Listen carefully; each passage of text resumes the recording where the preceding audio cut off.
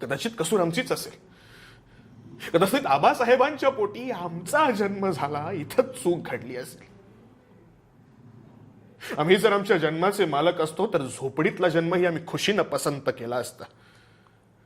मुळातच आपल्या अभिनय क्षेत्रामध्ये एक गोष्ट म्हटली जाते की तुम्ही नट चांगले होण्यापेक्षा तुम्ही माणूस चांगले व्हा. वाह, क्या बात आहे. आणि दुसरी म्हणजे सातत्य.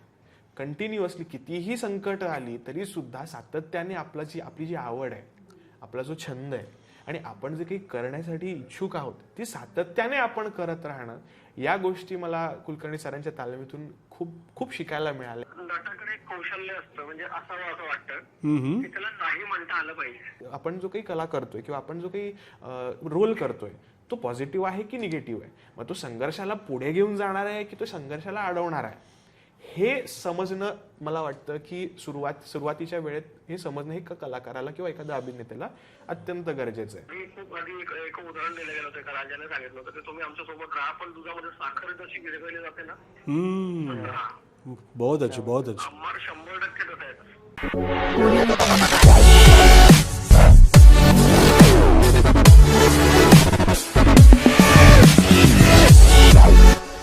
आणि महाराजांची आमच्यावरती माया नाही हा केवळ आमचा समज आहे असं तुम्ही मानता? समज? युवराजनी तुम्ही थोरल्या घरी जन्मलात, माता पित्यांच्या मांडीवर अगदी लाडानं वाढलात, रायगडावर सुनबाई म्हणून अगदी थाटामाटानं वावरतात. आमच्या पोरक्या जीवनाची दर्दभरी कहाणी तुम्हाला नाही कळायची. जाण आल्यापासून आम्हाला ठाऊक आहे तो फक्त आबासाहेबांच्या नजरेतला धाक. आमच्या मनावर कोरली गेली त्यांच्या ओठांवरील सुन्न चरप. आमच्या रक्तात कालावते त्यांचं छत्र, त्यांचं सिंहासन, त्यांची राजमुद्रा. आग्र्याहून सुटकेचा प्रसंग आठवला की आजही मस्तक फिरू लागतं, रक्त उसळू लागतं, पोटातल्या तरी तटा तटा तुटू लागतात. 8 वर्षांचं कोवळपोर, एक 8 वर्षांचं कोवळपोर रानावनातून डोंगर दऱ्यातून हिंडताना आजही आमच्या डोळ्यासमोर उभा राहतो. अंगात जीवर भरला, पायाला टरटरून फोडले तरी सुद्धा हो नाही, कचू नाही. रात्री एका ब्राह्मणाकडे मुक्काम झाला. जेव्हा रात्रीची खलबत सुरू झाली तेव्हा निराजी पंत सल्ला देतात, महाराज आग्र्याहून सही सलामत सुटायचं असेल तर युवराजांना इथेच मागे टाकून पुढे जावं लागेल. आत ग्लानी येऊन तळमळत असलेला पोर ते शब्द ऐकतो आणि तसा माज घरात धावतो. महाराजांच्या कमरेला आपल्या छोट्या पोटांनी आलिंगन देतो आणि दीनवाण्या मुद्रेने म्हणतो, आबासाहेब आम्हाला एकट्याला सोडून तुम्ही नाही नाव जाणार. आबासाहेब एक शब्द बोलत नाहीत. इवल्या हातांची मिठी ते आपल्या पोलादी बोटांनी सोडवतात आणि माझ घराकडे बोट दाखवतात. त्या चिमुकल्या मनाला ब्रह्मांड आठवलं. शेकडो कोसांची पायपीट विनतक्रार करणाऱ्या त्या पोराचे पाय ओसरीतून माझ घरात जाई तो पांगळे होतात. महाराज त्या रात्री निघून जातात, न भेटता न बोलता. आणि तरीही आपण म्हणता की महाराजांची आमच्यावरती माया नाही हा आमचा समज आहे. महाराज छत्रपती आहेत हेच आपण आम्हाला समजवणार आहात ना? हे पश्चात शहाणपणाचे बोल आम्हीच आमच्या मनाला कैकदार सुनावलेत, पण अजून समजूत पटत नाही. आत कुठेतरी खोलवर एक तडा गेलाय, तो आता काही साधत नाही. जे बोलायला नको होतं तेच आम्ही बोलून गेलो. कदाचित कसूर आमचीच असेल. कदाचित आबासाहेबांच्या पोटी आमचा जन्म झाला, इथंच चूक घडली असेल. आम्ही जर आमच्या जन्माचे मालक असतो तर झोपडीतला जन्मही आम्ही खुशीनं पसंत केला असता. मग आमच्या तुटक्या पराक्रमांनी देखील आमच्या त्या झोपडीतल्या माता पित्यांना आसमान टेंगणं झालं असतं. निदान येता जाता दुजेपणाचे चटके आमच्याच सगळे सोयऱ्यांनी आम्हाला दिले नसते. आज आमच्या पाठीशी हेलावतोय. आज आमच्या पाठीशी हेलावतोय एक प्रचंड महासागर. आणि आम्ही बुडतोत कोपऱ्यात, तळाशी, अगदी चुळकाभर पाण्यात.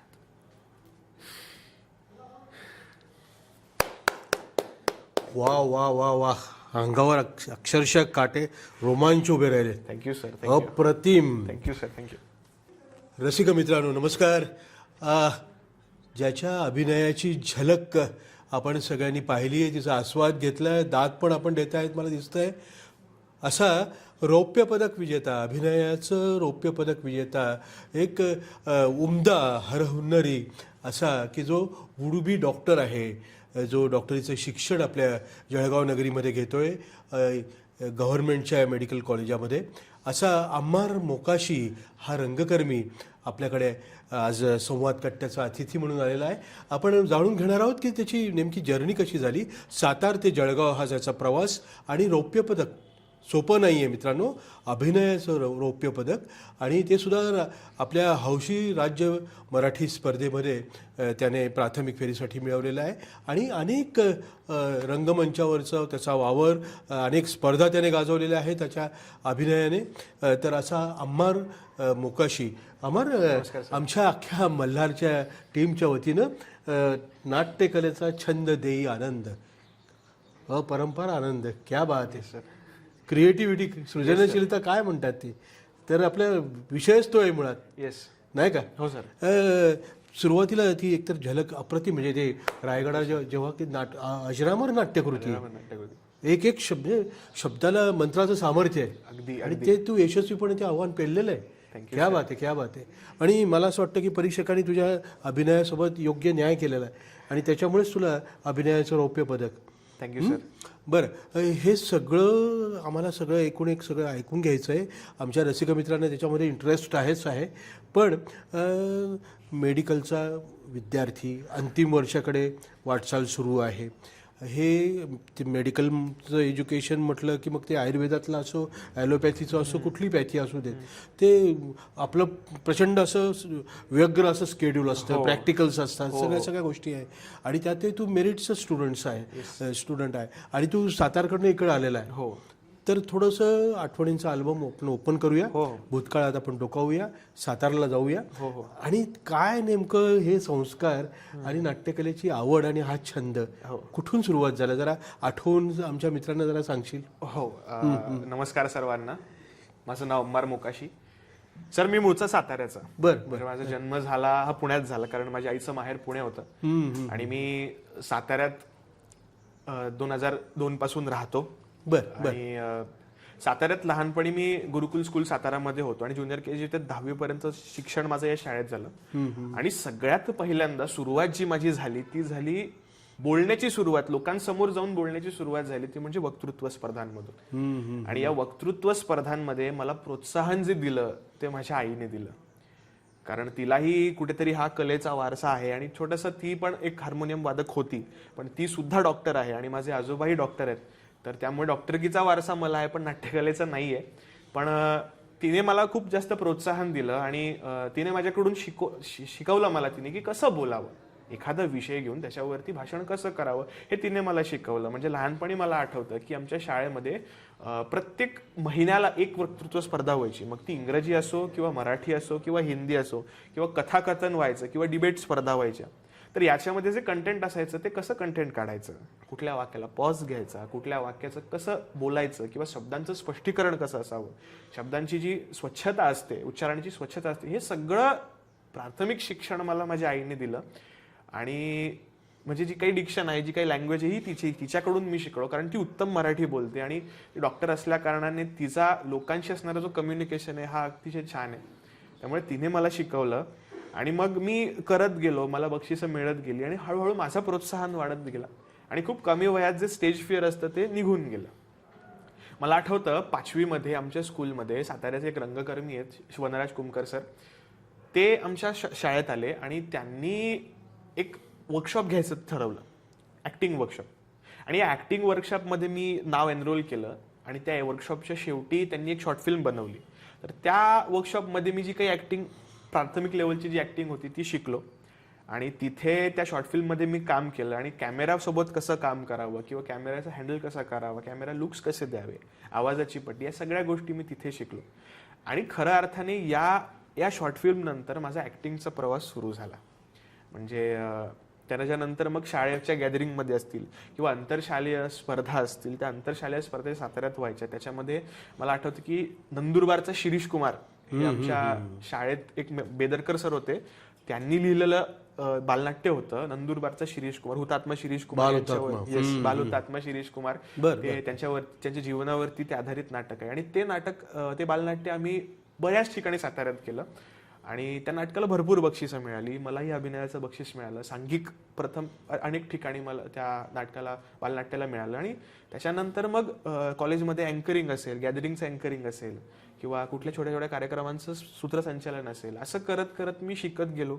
लोकांशी कसं कम्युनिकेट करावं, कसं बोलावं, हे मी हळूहळू शिकत गेलो. आणि त्याच्यानंतर मग मला आठवतं की 10वीची परीक्षा संपल्यानंतर एक एकांकिका साताऱ्यामध्ये दादा महाराज करंडक नावाची स्पर्धा भरते, त्याच्यामध्ये मी एक एकांकिका केली ज्याचं नाव होतं वी द विनर्स नावाची. वी द विनर्स नावाची आमची 15 मुलांची टीम होती, वर्कशॉपचीच टीम होती, पण ती वी द विनर्स नावाची आम्ही एकांकिका केली. ती एकांकिका खूप सुंदर झाली. परंतु 10वी नंतर झालं काय की मला मेडिकलला ऍडमिशन घ्यायचं होतं आणि मग त्याच्यामध्ये एंट्रन्स एक्झाम होती, तर ते मी थोडासा अभ्यासात व्यस्त झालो. पण तरीही माझ्या छोट्या छोट्या लेवलवरती मी करत होतो. मला आठवतं की पु ल देशपांडे यांच्या जन्मशताब्दी वर्षानिमित्त संपूर्ण महाराष्ट्रभरात पु ल देशपांडे एकपात्री अभिनय स्पर्धा जी घेतली होती, तर त्याच्या साताऱ्याचा मी उपविजेता होतो. आणि त्याच्यानंतर मग त्याच्यानंतर एक छोटासा पुलंचा बटवा असा मी एक छोटासा नाट्यरूपण त्यांच्या कथांचा मी केलं होतं. एवढा सगळा प्रवास हा साताऱ्याचा होता. आणि मग तिथून इथे ऍडमिशन झालं जळगावला. मला जळगावबद्दल फारशी माहिती नव्हती तेव्हा, कारण मी खूप लहान होतो. आणि मी जळगावला आलो आणि कुलकर्णी सरांच्याकडे मी शिकायला लागलो आणि त्यांच्या अंडर मी आतापर्यंत 4 नाटकं केलेली आहेत आणि मग बाकी एकांकिका केलेल्या आहेत. आणि असा सगळा हा प्रवास आतापर्यंत येऊन थांबलेला आहे आणि तो कंटिन्युअसली सुरू आहे. वा, छान.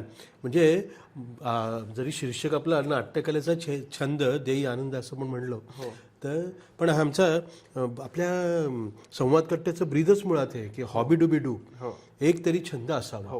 तर तुला वक्तृत्व कला, इलोक्युशन कॉम्पिटिशन्स तू गाजवलेले आहेत, वादविवाद स्पर्धा आणि आरोग्य विज्ञान विद्यापीठामध्ये तुझं योगदान कलाकार म्हणून सुद्धा राहिलेलं आहे. तिथं स्किट्स केले आहेत किंवा मायमिंग असेल, मोनो ऍक्टिंग असेल, सगळे कला प्रकार. पण ह्या सगळ्या याच्यामध्ये आणि एकांकिका लेखन सुद्धा तू केलेलं आहेस. तर ह्या याच्यामध्ये तू अभिनयात तर तू रमतो, पण हे सगळे प्रकार हाताळताना नेमका तुला कुठला जवळचा वाटला? या सगळ्यामध्ये मला लेखन खूप जास्त जवळचं वाटतं. अच्छा. कारण सर खूप सुंदर माध्यम आहे आपले विचार शब्दांमध्ये गुंफून ते लोकांसमोर आणण्याचं. बरेच लेखक आहेत आपल्या संपूर्ण साहित्य क्षेत्रामध्ये, पण त्यांचा एक वारसा म्हणण्यापेक्षा त्यांचं एक इन्स्पिरेशन घेऊन मी पुढे लेखन करतोय. आणि लेखन माझं फार नाहीये, पण जेवढं आहे ते माझ्या मनाजवळचं असं लेखन आहे आणि ते कुठेतरी लोकांना आवडतं असं वाटतं. कारण एकांकिका पण बऱ्याच लोकांनी अप्रिशिएट केलं. स्पंदनमध्येच मी एकांकिका केली होती आणि स्पंदन निमित्तानेच ती एकांकिका लिहिलेली होती. आणि महाराष्ट्रभराच्या 45 एकांकिकांपैकी ती एकांकिका द्वितीय आली होती. कोल्हापूरला त्याचा प्रयोग झाला होता आणि आता सध्या ती एकांकिका, त्या एकांकिकावरती काम चालू आहे. ती हिंदीत पण एकांकिका पुढे होणार आहे. तर असा सगळा तो प्रवास आहे. मला लेखनामध्ये खूप चांगला सध्या रस आहे. बरं. पण रसिक मित्रांनो, तुमच्या सगळ्यांच्या माहितीसाठी आजचा एपिसोड मी मगाशी सांगितल्याप्रमाणे 242, आय रिपीट 242वा हा एपिसोड आहे. आणि एक सातारचा कलावंत की जो अतिशय मनस्वी आहे आणि ज्याला थिएटर हा त्याचा, नाट्यकला हे त्याचा श्वास आहे.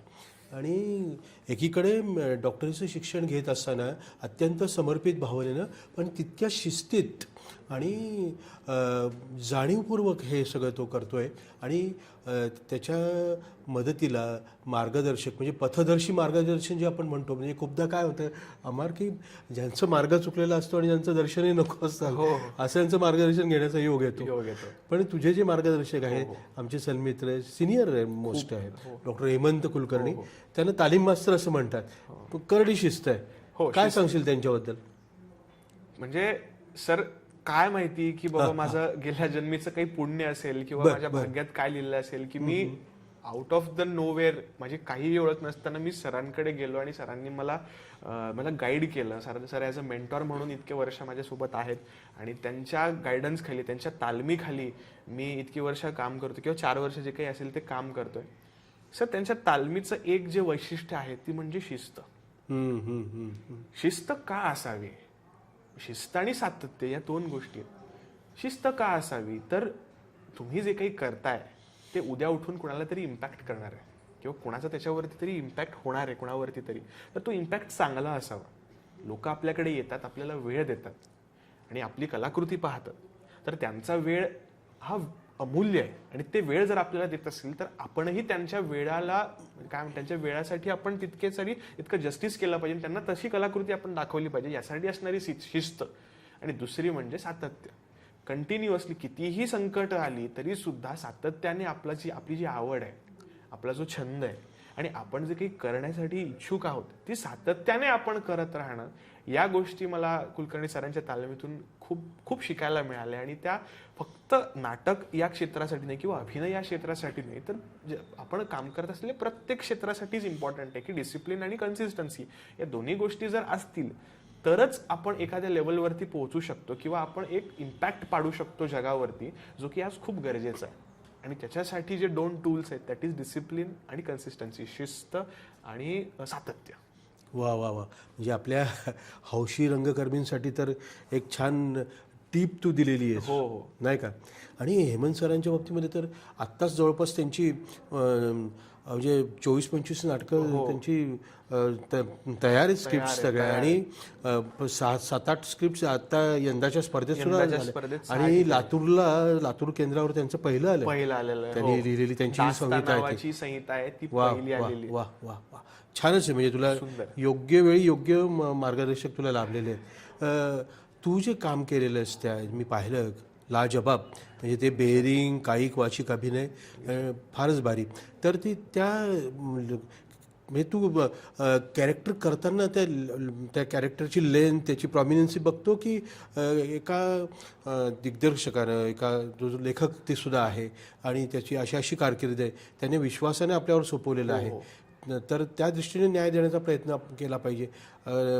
लेंथ काय आणि ते किती प्रॉमिनन्सी हे तू बघत नाहीस असं मला वाटतं. तर एका उत्तम सृजनशील अभिनेत्याकडे त्याच्याकडे कोणत्या क्वालिटीज असल्या पाहिजे? सर सगळ्यात पहिल्यांदा म्हणजे अभिनेत्याला इमोशन्सची खूप चांगली जाणीव पाहिजे. क्या बात. कारण अभिनय जो आहे, अभिनय आपण काय करतो, आपण इमोशन्स व्यक्त करतो. मग ते हॅपी इमोशन्स असतील किंवा सॅड इमोशन्स असतील, तर तो इमोशन्सचा एक कन्व्हेयर आहे. म्हणजे डॉक्टर श्रीराम लागूंच्या आत्मचरित्राचं नाव हे लमाण आहे. म्हणजे अभिनेता काय असतो की दिग्दर्शक आणि लेखक या दोघांनी जे दिलेलं आहे त्याला फक्त तो पुढे नेणारा एक जरिया असतो किंवा तो एक फक्त साधन असतो. तर त्या अभिनेत्याला इमोशन्सची उत्तम जाणीव असावी. आणि एखादी स्क्रिप्ट जेव्हा आपण घेतो तेव्हा लेखकाने त्याच्यामध्ये काय लिहिलेलं आहे किंवा त्याचा संघर्ष काय त्या स्क्रिप्टचा, हा संघर्ष सगळ्यात पहिल्यांदा अभिनेत्याने समजून घेतला पाहिजे.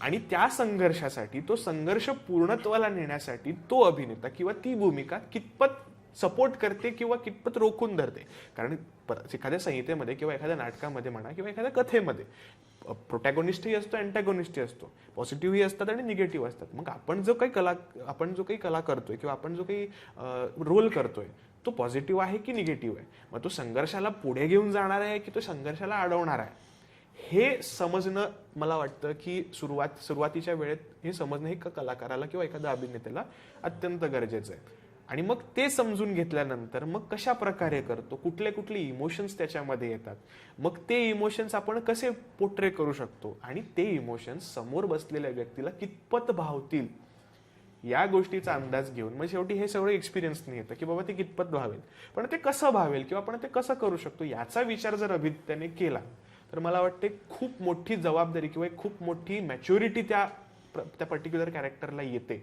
आणि ते कॅरेक्टर ज्याला म्हणतो की पण कॅरेक्टर सफल झालं किंवा लोकांना आवडलं, लोकांना भावलं, तर या गोष्टींमुळे ते कॅरेक्टर लोकांना भावतं असं मला वाटतं. कमिंग टू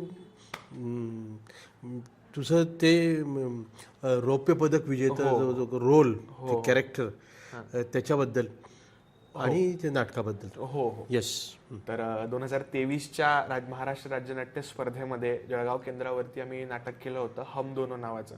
त्याचे लेखक होते डॉक्टर हेमंत कुलकर्णी सर आणि दिग्दर्शनी डॉक्टर अपूर्व कुलकर्णी मॅडम, म्हणजे त्यांच्या ज्या कन्या आहेत त्यांनी केलं होतं. तर ह्या नाटकाची पार्श्वभूमी अशी आहे की दोन मित्र आहेत आणि दोन्ही त्यांच्या लाईफमध्ये सेट आहेत, पण त्यांचा सगळ्यात मोठा प्रश्न आहे की त्यांना लग्न करायचं किंवा त्यांना मुलगी मिळत नाही किंवा त्यांना प्रेम करायला कोणी मिळत नाही. मग त्यांचा जो शोध सुरू होतो, मग त्यांना आवडणारी कोणती तरी मुलगी असते, मग त्या मुलीला काय म्हणतात, त्या मुलीसोबत लग्न करण्यासाठी त्यांचा जो पहिल्या अंकातला संघर्ष असतो, मग तो फार गमतीशीर त्यांनी सरांनी मांडलेला आहे आणि तो फार गमतीशीर होतो. आणि मग त्याच्यानंतर दुसऱ्या अंकात गेल्यानंतर त्यांचं जेव्हा वैवाहिक जीवन सुरू होतं तेव्हा त्यांच्या बाहेरच्या ज्या सगळ्या काही संघर्ष आहेत त्याच्यासोबत त्यांचा जो पर्सनल स्ट्रगल आहे, आपली मॅरिड लाईफ सक्सेसफुल बनवण्यासाठी दोन्ही जोडपी ज्या ज्या आपल्या आपल्या लेवलवरती आणि आपल्या आपल्या पार्श्वभूमी, ज्यांची त्यांची जी पार्श्वभूमी आहे, दोघांची वेगळी पार्श्वभूमी आहे. एक शहरातला माणूस आहे रवी ज्याची भूमिका मी केली होती, रवी सरंजामे, आणि नारायण धोंड पाटील रुरल बॅकग्राऊंडचा आहे, पण हे दोघं मित्र कॉलेजमध्ये होते. दोघांची पार्श्वभूमी वेगळी आहे पण दोघांचा संघर्ष वेगळा आहे. त्यांच्या पार्श्वभूमीमध्ये राहून ते कसं संघर्ष करतात आणि त्यांना त्यांच्या वैवाहिक जीवनात उपस्थित झालेले प्रश्न ते कसे सोडवतात, असं ते नाटक आहे. आणि ते शेवटी त्याला एक खूप सुंदर असं हॅपी एंडिंग ज्याला आपण म्हणतो, तो हॅपी एंडिंग असतो. ते असं इतकं सुंदर नाटक होतं.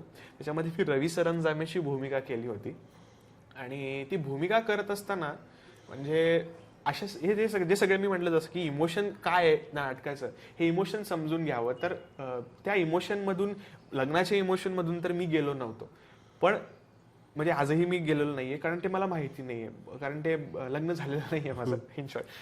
तर त्यामुळे ते कसं समजून घ्यावं, तर त्याच्यामध्ये मला कुलकर्णी सरांनी खूप हेल्प केली. मला त्यांनी खूप समजवलं की बाबा हे असं असं असतं, या गोष्टी अशा अशा असतात. आणि मग मी ऑब्झर्वेशन वाढवलं आणि मग काय लागतं, आपल्या पार्टनरला काय लागतं, हे जितक्या लवकर आपण समजून घेऊ तितका तो संघर्ष कमी होईल, याच्यावरती आधारित ते नाटक होतं. की संघर्ष काही असू दे, पण तुम्ही तुमच्या पार्टनरला किती समजून घेता आणि तुम्ही त्याला कितपत तुमच्या आणि दोघं एक मध्यंतर काढून कितपत तुम्ही सुखी संसार करू शकता, असं त्या नाटकाचं एक आपण वन लाईन म्हणू शकतो असं होतं. आणि खूप सुंदर नाटक होतं आणि त्या नाटकासाठी मला महाराष्ट्र राज्याचं रौप्य पदक अभिनयाचं मिळालं.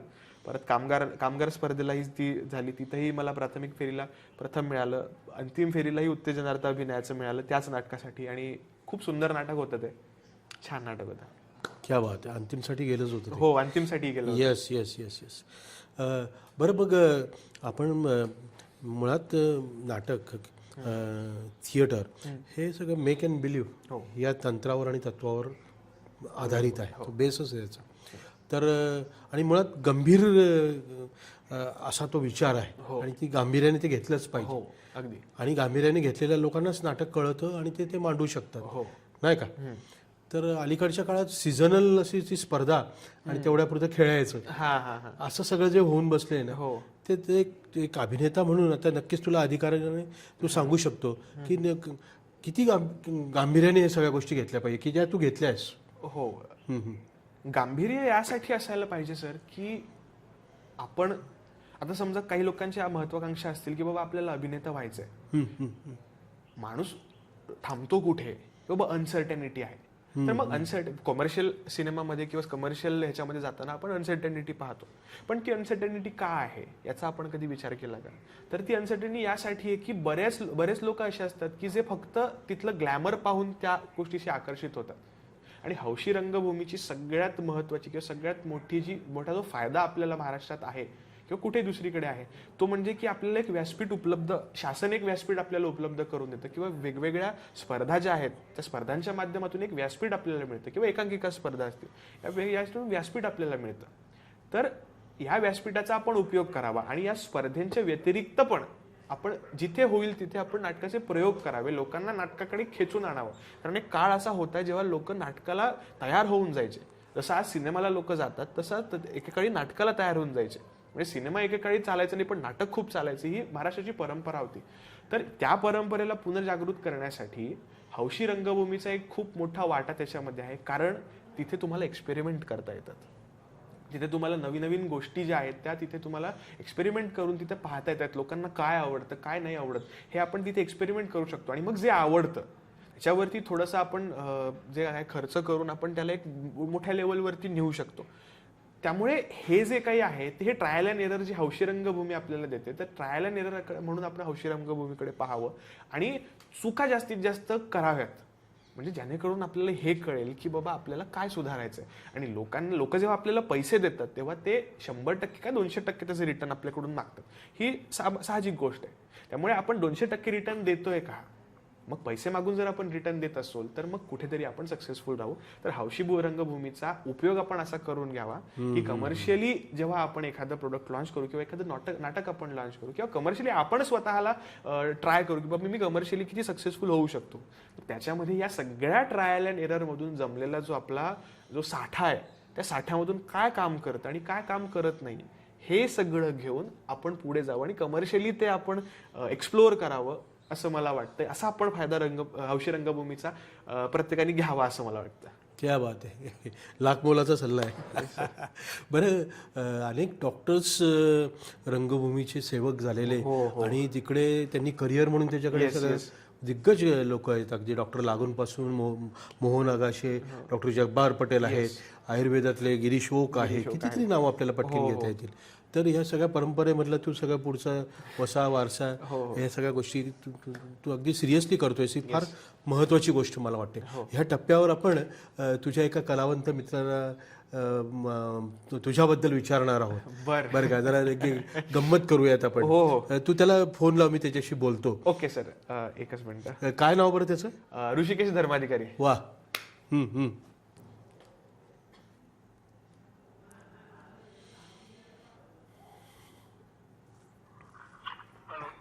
हॅलो. हॅलो ऋषी, कोण? मी प्राध्यापक राजेंद्र देशमुख सर बोलतोय. नमस्कार सर. नमस्कार. कसे आहात? बस मजेत बाबा. अरे आपल्या मित्राशी बोलतोय, संवाद कट्ट्यावर गप्पा रंगलेल्या आहेत. म्हटलं ह्या टप्प्यावर ह्या वळणावर जरा म्हणजे अम्मारच्या एका जिवलग दोस्ताला विचारूया की ज्याने त्याच्याबरोबर स्टेज शेअर केलेलं आहे, गाजवलेलं आहे. आणि ऋषी धर्माधिकारी मला माहिती आहे चांगल्यापैकी. पण तू आमच्या रसिक मित्रांसाठी जरूर सांग तुझ्या मित्राबद्दल, अम्मारबद्दल. काय तुला वाटतं मित्र म्हणून सुद्धा आणि एक रंगकर्मी म्हणून सुद्धा? अम्मार बद्दल तर खूप काही सांगायसाठी सर. आपला कार्यक्रम किती मिनिटांचा आहे ते सांगा.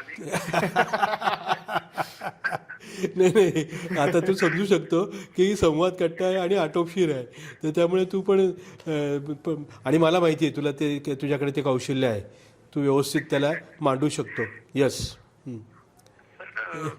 मुळातच आपल्या अभिनय क्षेत्रामध्ये एक गोष्ट म्हटली जाते, तुम्ही नट चांगले होण्यापेक्षा तुम्ही माणूस चांगले व्हा. वाह, क्या बात आहे.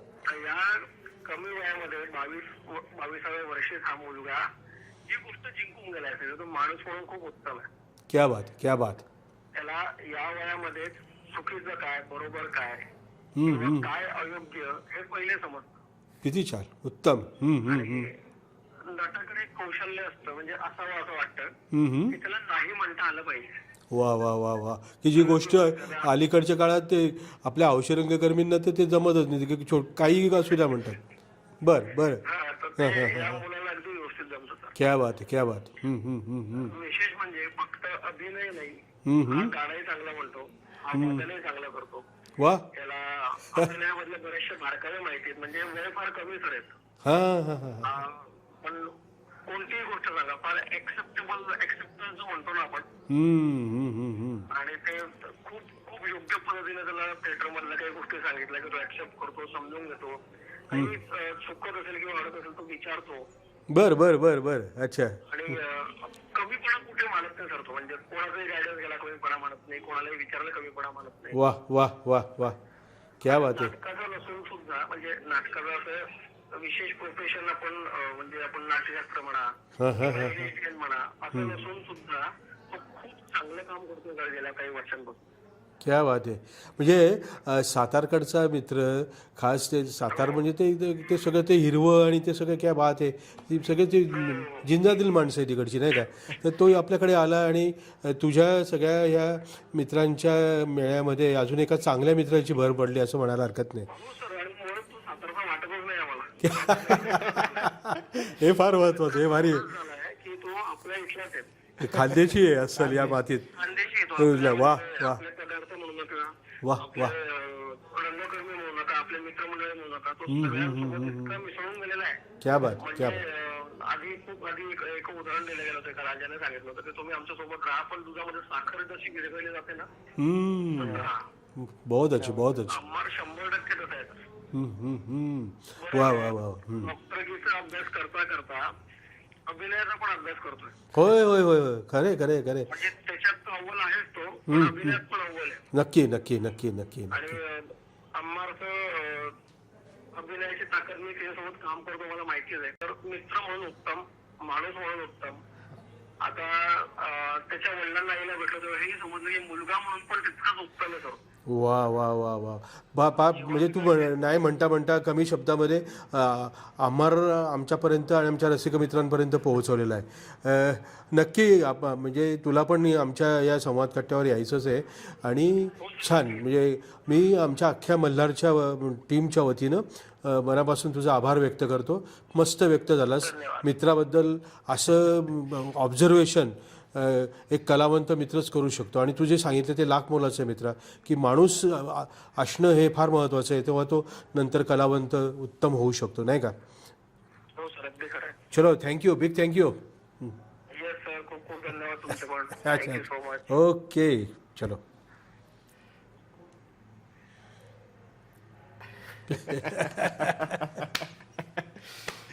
वा. एका अतिशय नियर अँड डिअर क्लोज मित्रानं आपल्या मित्राविषयी, अम्मारविषयी ज्या भावना व्यक्त केल्या आणि ज्या शब्दांमध्ये ज्या पद्धतीने ते मांडलेलं आहे की अम्मार एक उत्तम कलावंत तर आहेच आहे मित्रांनो, पण तो उत्तम माणूससुद्धा आहे, हे फार महत्त्वाचं आहे. आणि ते माणूस पण जपणं फार अवघड असतं. ते प्रत्येकालाच जमतं असं नाही आहे. पण त्याने आपल्याला बोलताना हे पण सांगितलं की हा उत्तम गातो. मला फक्त तो उत्तम अभिनेता हे मला माहिती होतं. एनिवे, आपण अम्मारकडनं एक छान सुरेल असं गाणं या घडीला या टप्प्यावर जरूर ऐकूया मित्रांनो. अमर, आमची सगळ्या मित्रांसाठी होऊन जाऊ दे एकदा. हो, थँक्यू सर. कुठलं म्हणणार आहेस सर? मैं पल दो पल का शायर हूँ. अरे क्या बात आहे. खूप सुंदर गाणं आहे आणि तरुणाईच्या आवडीचं अजूनही या. हो हो, अजूनही आहे सर. क्या बात आहे. तर एक छोटासा प्रयत्न करतो. जरूर जरूर जरूर. कल और आएंगे नगमों की खिलती कलियां चुनने वाले, मुझसे बेहतर कहने वाले, तुमसे बेहतर सुनने वाले. कल कोई मुझको याद करे, क्यों कोई मुझको याद करे, मसरूफ जमाना मेरे लिए क्यों वक्त अपना बर्बाद करे. मैं पल दो पल का शायर हूँ, पल दो पल मेरी कहानी है, पल दो पल मेरी हस्ती है, पल दो पल मेरी जवानी है. मैं पल दो पल का शायर हूँ. वा वा वा वा वा वा. म्हणजे ऋषीने सांगितलं आणि लगेच आम्हाला ते त्याचं प्रत्यय आलेला आहे. वा, सुरेलच. आणि काय गाण्याचाही चॉईस छान आहे. आणि म्हटलंय तू सुरेल. Thank you sir. बरं, बघ मग मला आपल्याकडे खरं तर इतक्या छान रंगलेल्या गप्पा संपून असं वाटतं, पण वेळेची पण मर्यादा आपल्याकडे असल्यामुळं आमचं सगळ्यांसाठीच एक, आता तू तर चतुरस्त्र सगळं कलावंत आहेत आणि हे असं असताना आपल्या बकेट लिस्टमध्ये आम्ही प्रत्येकाच प्रश्न करतो. हा विश लिस्टमध्ये अनेक गोष्टी असतात, हे करूया ते करूया ते करूया. पण नाट्यकला हा छंद जोपासत असताना आणि इतरही गोष्टी करत असताना आणि एकीकडे डॉक्टरी पण करत असताना अजून काय काय करायचं आहे तुला सर? आता जानेवारी पुढे डोक्यावर आहे. हो, जानेवारी आहे आणि 2026 मध्ये पण म्हणतो नवीन संकल्प असतो. संकल्प असं काही नाही सर, म्हणजे माझ्या लाईफची एक फिलॉसॉफी आहे. म्हणजे मी खूप विचार केला होता या गोष्टींवरती आणि एक फिलॉसॉफी छोटीशी मी मांडायचा प्रयत्न केला. ती कितपत खरी आहे कितपत खोटी आहे मला आयुष्यात जगल्यानंतर कळेल. पण काय असतं ना सर, एक कलाकार जो असतो त्याचं संपूर्ण जीवन असतं ना हे दुसऱ्यांसाठी समर्पित असतं. हा सेवेचा एक काय म्हणतात, सेवेचं एक क्षेत्र आहे. सेवा देतो आपण. म्हणजे एखादा माणूस जेव्हा एंटरटेनमेंट करण्यासाठी येतो तेव्हा त्याच्या आयुष्यात खूप दुःख असतात. आपल्या प्रत्येकाच्या आयुष्यात खूप दुःख असतात. पण जेव्हा एखाद्या कलाकाराकडे तो येतो किंवा अभिनेत्याकडे जेव्हा तो येतो तेव्हा त्या अभिनेत्याने जर त्याला त्याचं संपूर्ण दुःख विसरण्यासाठी जर भाग पाडलं आणि 2 तास 3 तास का होईना अभिनेता जो विश्व उभं करतोय त्या विश्वात घेऊन जाऊन त्याला जर आपण फिरवून आणलं आणि त्याचं जे ऍक्च्युअल दुःख आहे की त्याची जी किटकिट आहे किंवा त्याचं जे स्ट्रेस आहे तो सगळा स्ट्रेस आपण त्याला काही काळ का होईना विसरण्यासाठी जर आपण भाग पाडलो तर मला कुठेतरी वाटतं की त्या अभिनेत्याचं ते एक मोठं क्रेडिट असतं. आणि तेवढी क्षमता त्या अभिनेत्याने स्वतःमध्ये ठेवावी. आणि दुःख लोकांचं हे खूप आहे, या जगात दुःख खूप आहे. तर त्यामुळे त्या दुःखाला कुठेतरी सबसाईड करून तुम्ही लोकांना आनंद कितपत देऊ शकता आणि किती जास्त लोकांना तुम्ही आनंद देऊ शकता आणि किती जास्त लोकांचं दुःख हे तुम्ही त्यांना विसरण्यासाठी भाग पाडू शकता याच्यावरती मला वाटतं एखाद्या अभिनेत्याचं हे यश अवलंबून असतं. पुरस्कार म्हणा किंवा चित्रपट करणे किंवा चित्रपट संपूर्ण जगापर्यंत पोहोचणे, ऑस्कर अवॉर्ड मिळणे म्हणजे अभिनेत्याचं सर्वोच्च स्थान, परमसर्वोच्च जे आहे ते ऑस्कर आहे. तर हे सगळं मिळाल्यानंतर सुद्धा तुम्हाला करण्याची उमेद मिळावी, करण्यासाठी जे इन्स्पिरेशन असतं, जे इन्स्पिरेशन आहे ते माझ्यासाठी हे आहे की शेवटपर्यंत आपण लोकांना आनंद देत राहावं आणि त्यांचं जे काही दुःख आहे ते आपण कुठे ना कुठेतरी सबसाईड करून त्यांना चांगल्या विश्वामध्ये आणि चांगल्या आनंदामध्ये त्यांना आपण घेऊन जावं. जाण्यात जर आपण थोडेफार जरी सक्सेसफुल राहिलो तर माझं हे आयुष्य सार्थकी लागेल असं एक छोटीशी फिलॉसॉफी माझी आहे आणि त्या फिलॉसॉफीवरती मी काम करत असतो. आणि मला असं वाटतं की ते माझ्याकडून व्हावं. अजून तर खूप प्रवास बाकी आहे, काहीच झालेलं नाही अजून, पण सेवा करण्याची शेवटपर्यंतची माझी इच्छा आहे आणि त्या इच्छेसाठी मी नक्कीच काम करेन अशी आशा आहे. अमार, केवढी ग्रेट गोष्ट आहे बा, ही फिलॉसॉफीच भारी आहे बा. तू म्हणलास की छोटी गोष्ट आहे, पण ह्या सर्वांसाठी, आमच्या रसिक मित्रांसाठी, विशेषतः हौशी कलावंतांसाठी हा विचारच फार महत्त्वाचा आहे. आणि एक सजग अभिनेताच हे सगळं करू शकतो. तू उत्तम माणूस आहे, जसं ऋषी म्हणालास तसं आम्हालाही त्याचा प्रत्यय आलेला आहे. सुरेल गायक आहे, सर्जनशील अभिनेता तर आहेच आहे, सृजनशील, तू एक संवेदनशील मन तुझ्याकडे आहे. आणि डॉक्टर हेमंत कुलकर्णी सारखा पथदर्शी मार्गदर्शक तुझ्यासोबत आहे, मेंटॉर तुझ्यासोबत आहे, नाही का? तर नक्की श्री नटराज च्या कृपेने हे सगळं होणार आहे व्यवस्थित. आणि तुझी डॉक्टर म्हणून सुद्धा जी काही इमेज बनणार आहे मित्र आहे ती फार भारी असणार आहे. तर ती झलकच आपल्या मित्रांना तू या सगळ्या आपल्या गप्पांमधनं दाखवली आहेस. तर तुझ्या पुढच्या सगळ्या जर्नीसाठी आमच्या संपूर्ण या मल्हारच्या टीमच्या वतीनं मनापासून तुझे आभार आहे. तुला मनापासून शुभेच्छा. All the best. Thank you. Thank you. नमस्कार, मी अम्मार मोकाशी. मल्हार कम्युनिकेशन्स प्रस्तुत हॉबी डूबी डू एक तरी छंद असावा या स्तुत्य उपक्रमासाठी मी मल्हार कम्युनिकेशन्सला सर्वप्रथम अत्यंत जास्त अभिनंदन करतो, त्यांना शुभेच्छा देतो. हा उपक्रम खूप सुंदर आहे, खूप स्तुत्य आहे आणि सगळ्या कलावंतांना एक हक्काचं व्यासपीठ उपलब्ध मल्हारने करून दिलेलं आहे. तर त्यामुळे त्यांचं उपक्रम खूप स्तुत्य आहे. आपण सर्वांनी एकत्र येऊन या उपक्रमाला त्यांना अजून पाठबळ द्यायचं आहे. ते लाईक, शेअर आणि सबस्क्राईब करून हुबीडुबीडू या चॅनलला तुम्ही लाईक करा, शेअर करा, सबस्क्राईब करा आणि तुमच्या मित्रांपर्यंत आणि संपूर्ण परिवारापर्यंत हा चॅनल पोहोचवा. या चॅनलवरती होणारी विचारांची देवाणघेवाण तुम्ही पोहोचवा आणि सगळ्या कलाकारांना तुम्ही एक हक्काचं व्यासपीठ द्या. सगळ्या कलाकारांना तुम्ही सुंदर असं व्यासपीठ द्या अशी मी आशा व्यक्त करतो. मला इथे बोलवलं त्याबद्दल मल्हार कम्युनिकेशन्स, हॉबी डूबी डू या सर्व टीमचे मी आभार मानतो. स्पेशली देशमुख सरांचे मी खूप आभार मानतो आणि सर्वच टीमचे आभार मानतो की त्यांनी मला सांभाळून घेतलं आणि मला इथे बोलवलं. Thank you so much.